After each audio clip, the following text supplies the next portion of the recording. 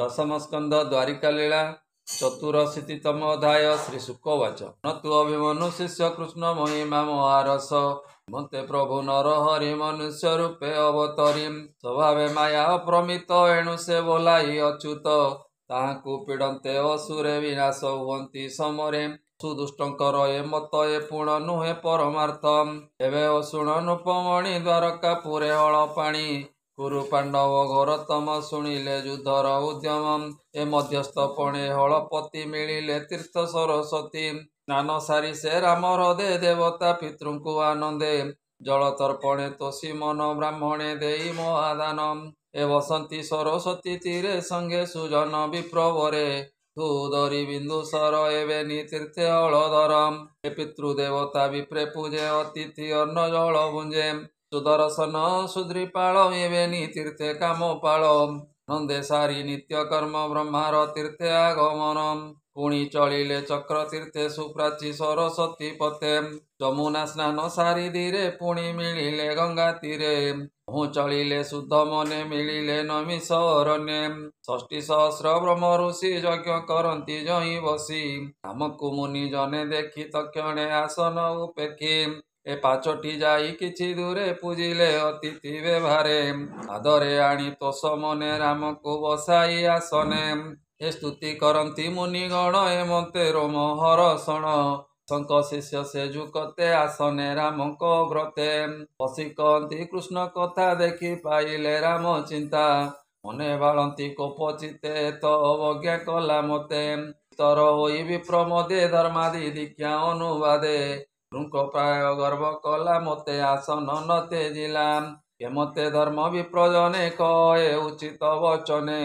गड़ मते विपरीत स्वभावे अनुलोमे जात जेणु ए व्यासंकर शिष्य जानई अतीत भविष्य पुराण इतिहास आदि सर्वधर्म शास्त्रवादी केवल आत्मा को न जानी तप विदित परिमाणी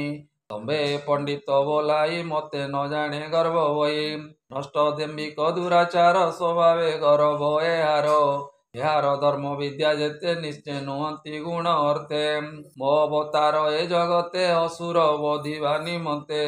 मते हृदरे विचारी अनंत रथु अवतरी जे राम आत्मा गुणे रत विधाता फल विपरीत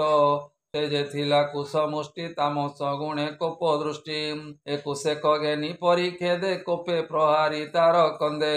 তীর ছেদিলে কোপ মনে হাসবধ বিপ্রজনে শঙ্করষণ মুখ চাই বলନ୍ତି শিরে কর দেই নাথ জগত কারণ এ বড় পাপ আচরণ আগম নিগম এ বাদ প্রত্যক্ষে কল ব্রহ্মবোধ নাথ মহাযজ্ঞ অর্থে আকু অଣାই সমস্তে এ ব্রহ্মাসনে বসাইলু বল আয়ুষ বিস্তারিলু আনিলু বরি অভিমতে যাবত যজ্ঞ সমাপতে তু এবে কলু এডে কর্ম এবে আবর দীক্ষা ধর্ম এতু যোগেশ্বর ভগবান পালু তু নিগম বচন এ লোকর ত্রাণ তুম্বে কর এ ব্রহ্মবধ প্রতিকার পুଣି ଚକିତ ହଳଧର ବୋଲନ୍ତି ଯୋଡ଼ିବେ ନିକର ନମସ୍ତେ ବ୍ରହ୍ମ ଋଷିଗଣ କହିବା ହରିବା କାରଣ ଗ୍ରହଣେ ଯଥାବିଧି ପ୍ରଥମେ କଳ୍ପେଣ ପ୍ରସିଦ୍ଧି କହ କି କରିବି ଉପାୟ ଯେ ମତେ ହତ୍ୟା ଜୀବ କ୍ଷୟ ପୁଣି ତୁମ୍ଭ ଯଜ୍ଞ ଅର୍ଥେ ସାଧି ବିଜ୍ଞାନ ଯୋଗ ମତେ ଏହାକୁ ଜିଆଇବି ମୁଇଁ ବଳ ସରୁଜ ବୁଦ୍ଧି ଦେଇ ସାପିବି ଏ ମୋହର ସତ୍ୟ ଯାବତ ଯଜ୍ଞ ସମାପତ ଏମତେ ରାମ ବାକ୍ୟ ଶୁଣି ବିପ୍ରେ ବୋଲନ୍ତି ମନେ ଗୁଣି ନାଥ ଶୁଣ ହଳଧର ଏ ସତ୍ୟ ବଚନ ତୋହର ମରଣେ ନୋଇବ ଏ ଗ୍ରସ୍ତ ଆମ୍ବର ବଚନ ଯେ ସତ୍ୟ